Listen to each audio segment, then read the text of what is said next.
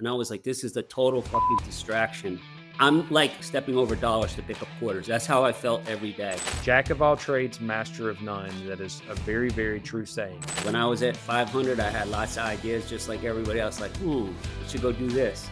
And I thought, what's the point of that? Isn't it easier to pick up 100 grand more in the thing I'm focused on? That's why it's so hard to grow a business that has 20 different services on the back of a business card, because they don't know what you do. America's backbone was built on blue-collar business grit, grind, and muscle. This is where you stop working for the business, and the business starts working for you. Welcome, Blue Collar Millionaires. We're back again, me and Kevin, and we're going to talk about when you should be expanding your services. Kevin, what's your thoughts on that subject line? So many people want to. I have a lot of thoughts.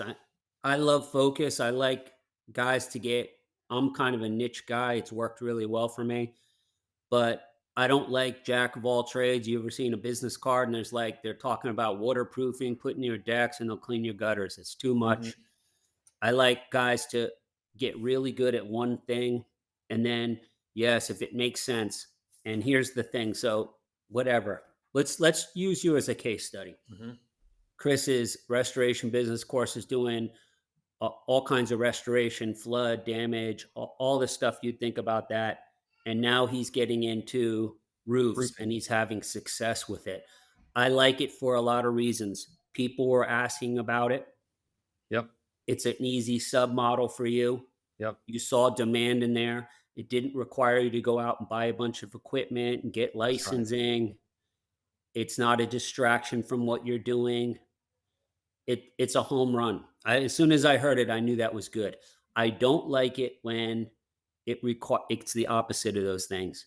People get sidetracked on it. They don't really understand if they're going to make much money. They say things like, oh, I know I'll make money. Everybody wants it. Who?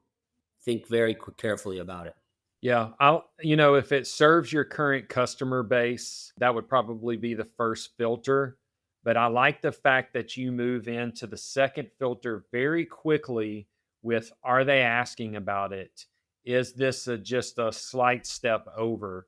Another question would be, do you currently refer others out for these type of services because they're either coming behind what you are, they come behind you on the service you do, or they come before you on the service. So like my restoration company, getting into the tree service even would not be outlandish, because since we do a ton of insurance claims, wind damage knocks trees down, trees are on the home, they have to be dealt with before we can come in and start to do mitigation services.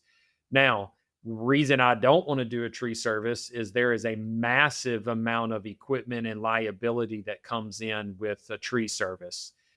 So that was something that just didn't make sense, because that's its own business. There's just a lot of moving parts. It's complicated. But for the roofing, it is a part. We see it all the time. Matter of fact, we get called, asked for tarps, and I started referring the emergency tarping out because I didn't like my guys walking on roofs that were anything higher than a 612 pitch. So, and all roofing companies are subcontracted model. So you go find a company that's already doing it, and it props you up as just a sales and marketing division. You're a sales and marketing company that happens to just do roofing as the widget. So that's why we pivoted over to that. But you'll see people selling cars, and then they say, oh, I'm going to go sell houses. Or they have a car lot and they say, well, I'm going to start selling motorcycles. And motorcycles is a little more, I could see, achievable than houses. I mean, it's just because you're selling doesn't mean you should be selling everything. The scary part about it is you have to train your customer of what you have to offer, just like you train an employee on how to do their job and to follow your systems and processes. And that's why it's so hard to grow a business that has 20 different services on the back of a business card, because they don't know what you do. That's great stuff. And some other things are like the tree thing. I get it, but it doesn't work because the equipment, and because it's a whole new skill set for employees. You can't share employees.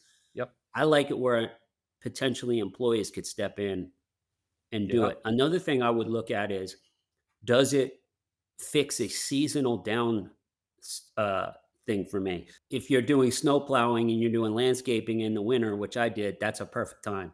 It I love keeps it. guys going. It Yep. keeps you keep making money and stuff. So I was using dryer vent cleaning. I could do a lot of that in the colder months Hmm. or offset months in the August if I was doing a gutter cleaning company. So I like that combination or pressure washing for that. Um, Pressure washing we guys on Christmas lights. Yep, smart. So it's you got the ladders, you got the same you're gonna use Yep. the same guys. It's a similar skill set. They can learn it. Clearly, it's not that specialized. I love those things. So adding those, you can see people do it, but people do make mistake. We had our partners asking us, we have a auto glass windshield business, and they were asking us about flat glass. It's essentially the submodel. There's really no risk, and people are asking as early as this morning. Somebody was asking, so I think that's a home run. I didn't love it at first because I didn't want them to be distracted on a business Right. that's growing so fast to do it. But since it doesn't look like it's going to take their personal energy, I'm okay with it. And there's already systems and people structure, organizational structure Right. built. So it's got momentum carrying it. So for them to peel off a few hours a week to look at this and test the waters is not going to be detrimental like it would have been before, because that would have stopped momentum if they had took time away before we had our people in place and processes. Look, I'll tell you a mistake I made when I was young. I was really young. I had this landscaping business. I kind of had downtime in the winter. We had like one winter it barely snowed, and I bought a linen business, linen like bringing tablecloths and stuff, and chef coats and everything to these restaurants. It was a nice cash flowing business. I bought it at less than a 1x, so it was a pretty good deal. Wow. And I was like, well, I got a truck and I'll just fill these things in, and it's in the morning. And the first winter it was great. I was spending a lot of time on it. I had a guy doing it.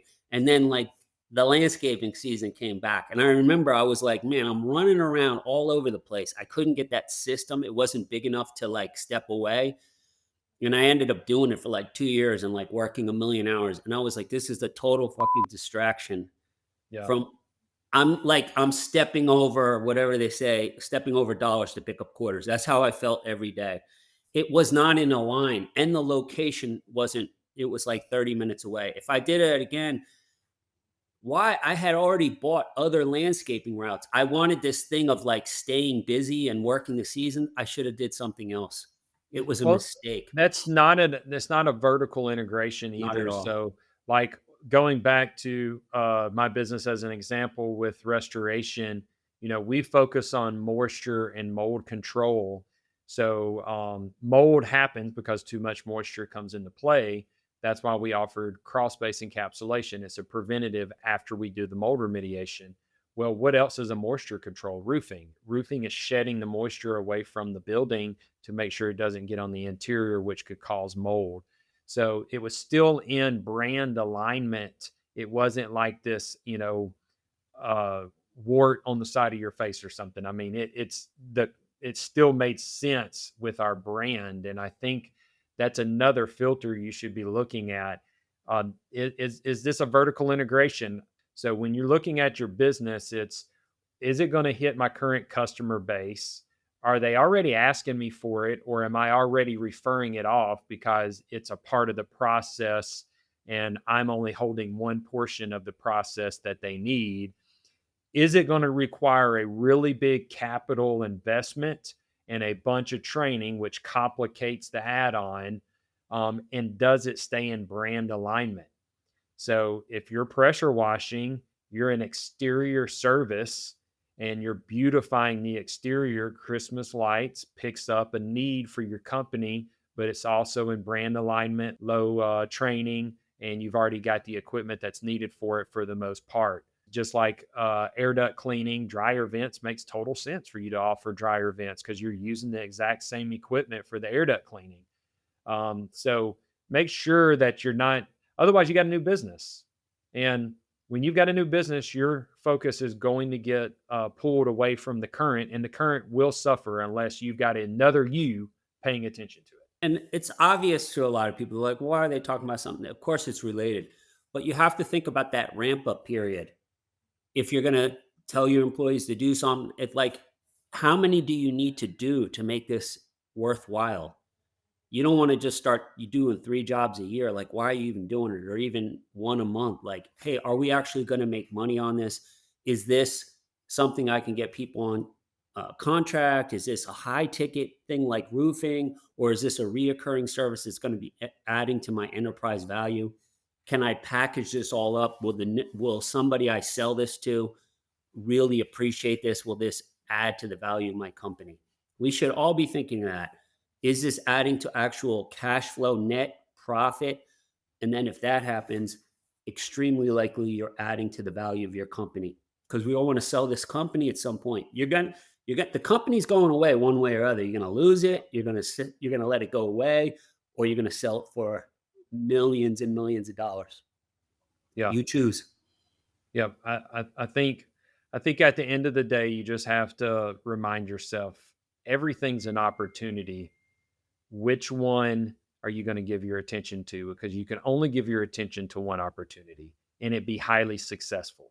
Jack of all trades, master of none. That is a very, very true saying. They're all decent at them, but you don't. I love this. Michael Jordan, when he went to go play baseball, it was kind of a flunk. He tried to go do baseball, golf, and all these other things. He was not the Michael Jordan of baseball, and he was not the Michael Jordan of golf. He was the Michael Jordan of basketball because of the time he devoted to that game. Anybody that is very, very highly successful in anything devotes hours upon hours to one focus. That's why you were able to make a good exit on Gutter Kings, because that is where all your focus was. Blue Collar Millionaire community came after you had already built an empire that was running without you, not before. These other businesses that you've become partnered in all came after you had already built the Gutter empire.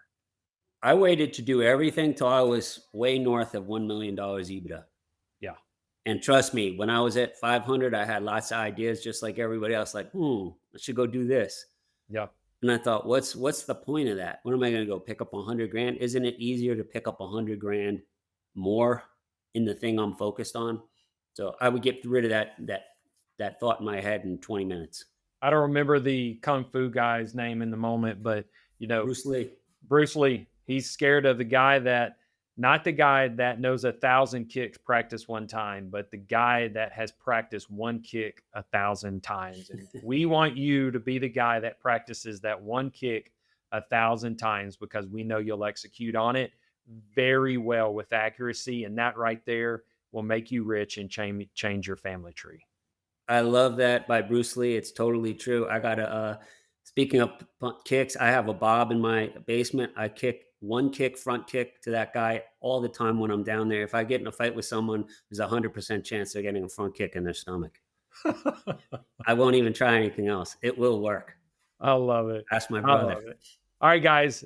Y'all don't forget, hop on bluecollarmillionaire.net if you're looking to grab more of what me and Kevin have going on. There's a lot of events coming up. Real quick, you want to talk about November? Yeah, so we have Boardroom Elite. We got 30 guys, and they're awesome entrepreneurs, great group of guys. We meet every Thursday virtually, talk about stuff that works, stuff that Chris and I have done that have made millions of dollars, from everything from starting up to execution to exits. But now we meet 3 times a year in person.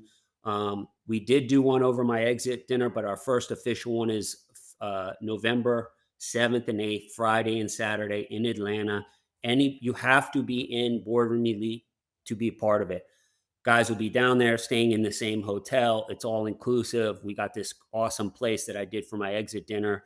And then we have an official dinner in the hotel, meeting up for breakfast. I got Chris, I didn't even tell you, guy through Jonathan Wield had an $88 million exit. I did a call with him. He's coming. And he's going to do a whiteboard session and break it down. I mean, and he did it in contracting, underground FIBEX, and multiple states. Really, that's the kind of stuff you'll have there. It's about community and having a peer group, but then learn from people who've done what you want to do. We bring people on as well.